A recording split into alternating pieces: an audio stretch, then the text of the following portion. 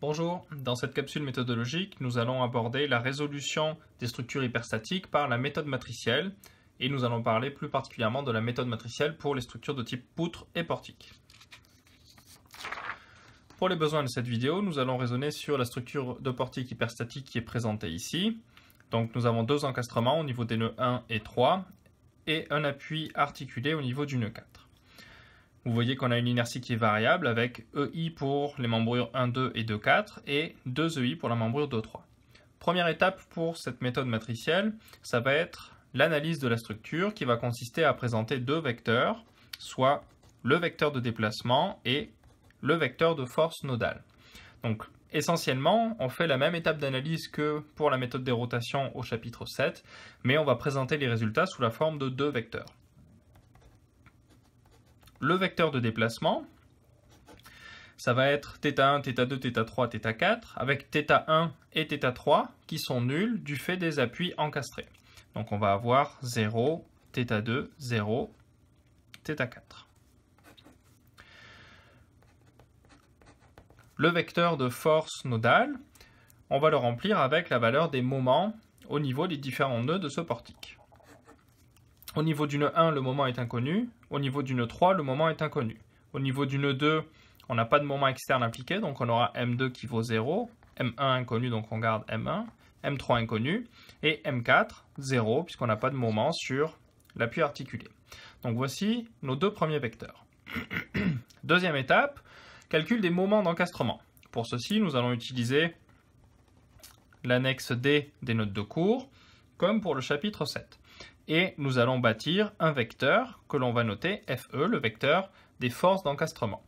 Ce vecteur des forces d'encastrement, ça va être, pour cette structure, ME12. Sur la deuxième ligne, on va avoir ME21 plus 23 plus 24.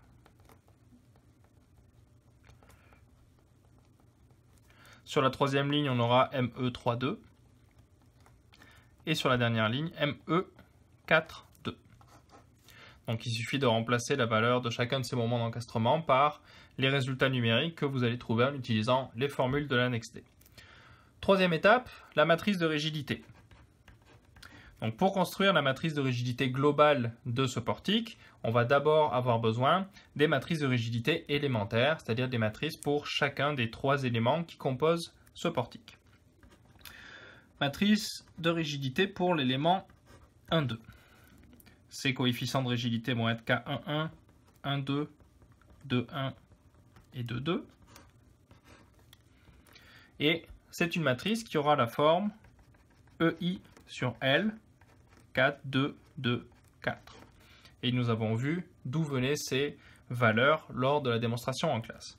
La matrice de rigidité K2, 3.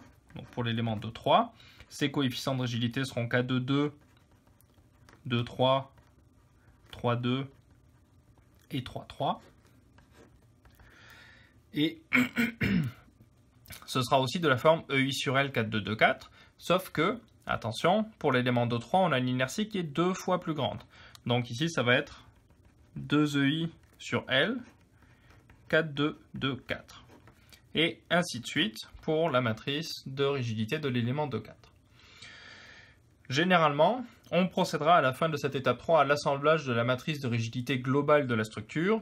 Je vous renvoie à la capsule méthodologique qui parle spécifiquement de cet assemblage.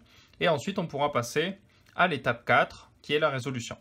Donc lors de la résolution, on va chercher à résoudre le système F égale K fois D plus FE. Et vous voyez qu'on a obtenu D et F à l'étape 1, FE à l'étape 2 et K à l'étape 3. Donc nous avons chacun des 4 éléments que nous avons besoin pour composer cette équation.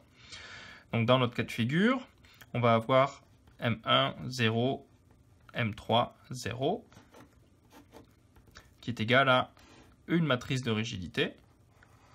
Le but de cette vidéo n'est pas de la construire.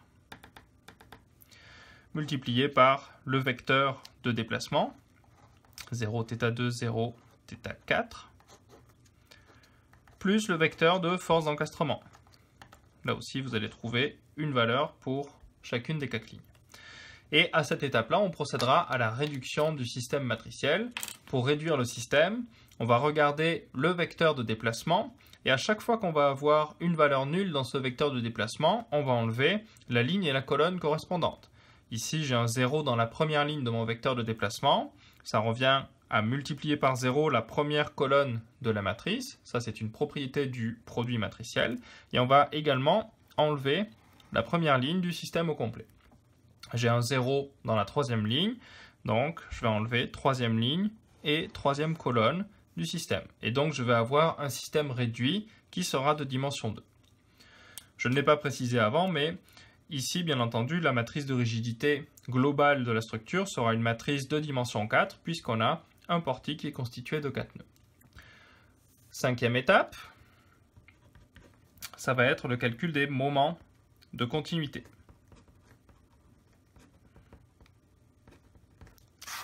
Donc, pour les moments de continuité, on va présenter à nouveau des systèmes F égale K fois D plus FE, mais cette fois-ci, on va écrire ces systèmes élément par élément.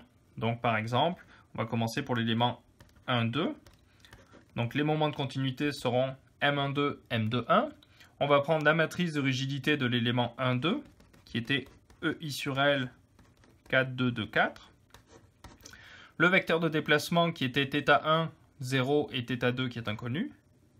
Et on prendra la valeur θ2 qui est une valeur numérique calculée à l'étape 4 ici, plus le vecteur de force d'encastrement ME12, ME21. Et ici, on va trouver donc des valeurs numériques pour des moments de continuité.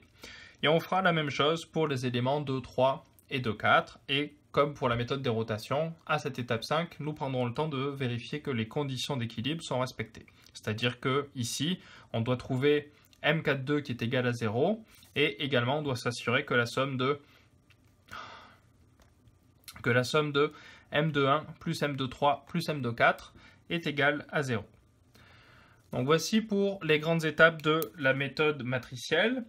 Les étapes subséquentes, ce serait le calcul des efforts tranchants pour la méthode des rotations, mais j'ai déjà fait une capsule spécifique à ce sujet. S'il y a des questions, n'hésitez pas à les poser dans la section commentaires. Et sinon, bonne révision.